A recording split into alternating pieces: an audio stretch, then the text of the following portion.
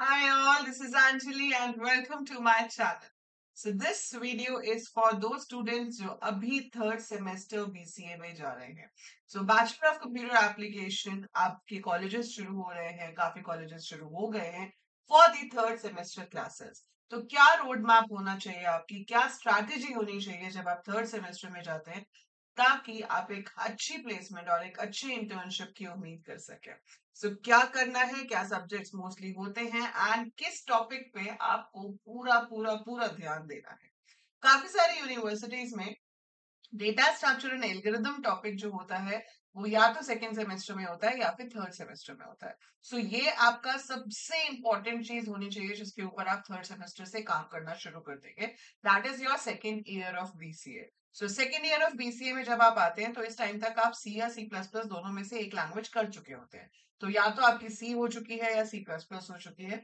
जो भी लैंग्वेज आप कर चुके हैं आप उसमें अपना डेटा स्ट्रक्चर पे काम करना अभी से शुरू कर देंगे, क्योंकि फोर्थ सेमेस्टर के बाद आपकी इंटर्नशिप होती है और तब तक आपका डेटा स्ट्रक्चर जितना अच्छा होगा उतनी बेटर इंटर्नशिप आपको मिल पाएगी. सो इंटर्नशिप के लिए आपको दो स्ट्रीम चूज करनी होंगी. या तो आप बहुत ही ज्यादा अच्छे हो जाओ वेबसाइट डेवलपमेंट में तो आप इंटर्नशिप उसमें कर सकते हो, या फिर आप कोडिंग में अच्छे हो तो आप डेटा स्ट्रक्चर कर सकते हो. आजकल हमारे पास तीसरी ऑप्शन भी है विच इज डेटा एनालिटिक्स. तो हम डेटा एनालिटिक्स में भी इंटर्नशिप कर सकते हैं. बट जो हार्ड कोर कोडिंग कंपनीज हैं they prefer a very strong data structure and algorithm thing, right? सो मैं यहाँ पर आपको सैंपल के लिए IP यूनिवर्सिटी का सिलेबस दिखा रही हूँ. So this is the syllabus as per Indraprastha university New Delhi. So यहाँ पर हम थर्ड सेमेस्टर में जब जाते हैं तो आप यहाँ C पढ़ चुके हैं. ऑल्दो इनका data structure and algorithm using C जो है वो सेकेंड सेमेस्टर में ही हो चुका है. बट थर्ड सेमेस्टर के जो सब्जेक्ट्स हैं वो है computer network, right? So we have computer network as one of the main subject, computer organization and architecture, second subject, object oriented programming with C++, it's the third subject in semester 3. ये तीनों computer से related है. फिर आपके पास elective में भी आपके पास options है जहां पर आप चूज कर सकते हो कि आप थर्ड सेमेस्टर में इलेक्टिव सब्जेक्ट कौन सा ले रहे हो. उसमें आपको ज्यादातर आर्टिफिशियल इंटेलिजेंस और पाइथन से रिलेटेड ऑप्शन दी जाती हैं and you can choose one of those, right? अब आप डेटा स्ट्रक्चर या तो यहाँ कर चुके होगे अगर आप किसी और यूनिवर्सिटी से हो, या आपका सेमेस्टर 3 में डेटा स्ट्रक्चर एक सब्जेक्ट होगा. सो मेन फोकस आपको उस पर रखना है, लेकिन मार्क्स तो सारे सब्जेक्ट्स में ही चाहिए. तो हम कंप्यूटर नेटवर्क्स पढ़ेंगे जिसके अंदर आपके पास नेटवर्क होता क्या है, कैसे बनता है, क्या डिवाइसेस यूज होते हैं. वी हैव डिफरेंट लेयर्स जिसमें नेटवर्क का सॉफ्टवेयर काम करता है. हर लेयर का क्या पर्पस है, all that thing you have to study in this subject. Then computer organisation architecture, that is internally computer कैसे काम करता है, कैसे आपका कंट्रोल यूनिट, कैसे आपकी सीयू आपस में वर्क करते हैं, कैसे इंस्ट्रक्शंस एग्जीक्यूट होती है, कैसे एड्रेसिंग होती है. बहुत सारा कुछ आ जाता है which is related to the working of the processor. So that is computer organisation and architecture.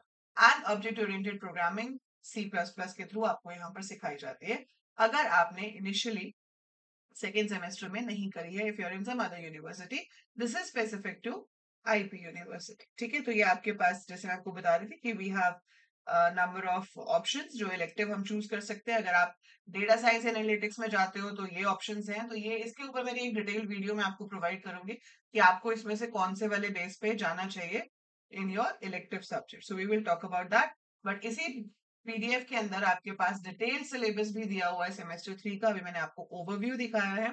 Overview के बाद we will be having the detailed syllabus of your this thing third semester.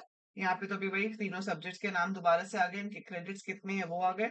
ठीक है, और आपके पास ये इलेक्टिव ऑप्शंस हैं कि आप basics of Python programming select कर सकते हो या साइबर सिक्योरिटी सेलेक्ट कर सकते हो. ठीक है, then we will be having the detailed syllabus. I'll be providing you separate videos for the detailed syllabus of all three subjects, that is computer networks, computer architecture and object oriented programming in C++.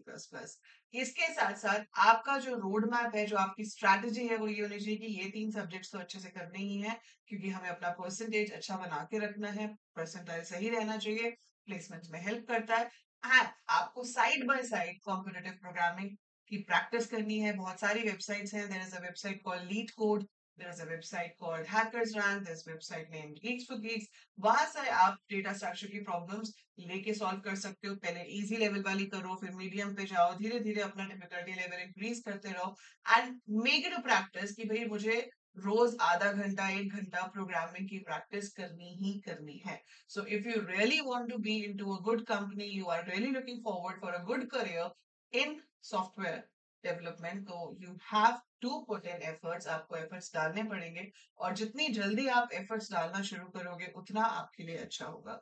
So you don't have to wait कि जब placements के लिए companies आती हैं college में हम तभी तैयारी करेंगे. नहीं, this is the right time जब आप अपनी कमर कस के अपनी तैयारी शुरू कर सकते हो for your good placements.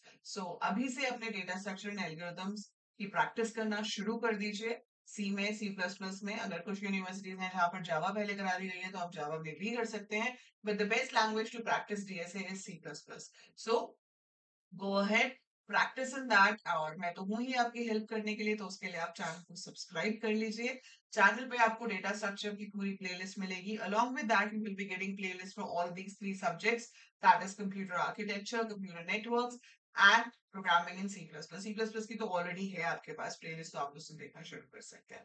So subscribe the channel right now and share with all your classmates who are doing BCA, क्योंकि बीसीए में अच्छी परसेंटाइल लाने के साथ साथ आपके प्लेसमेंट कराने की जिम्मेदारी इस चैनल की है. सो इसे जरूर सब्सक्राइब कीजिए and share with everyone and like the video, so that I should know कि कितने लोग एक्साइटेड हैं मेरे साथ जुड़ के अपने बीसीए को एक सक्सेसफुल जर्नी बनाने. That is it for this video. I'll see you in the next one. Till then, take very good care of yourself.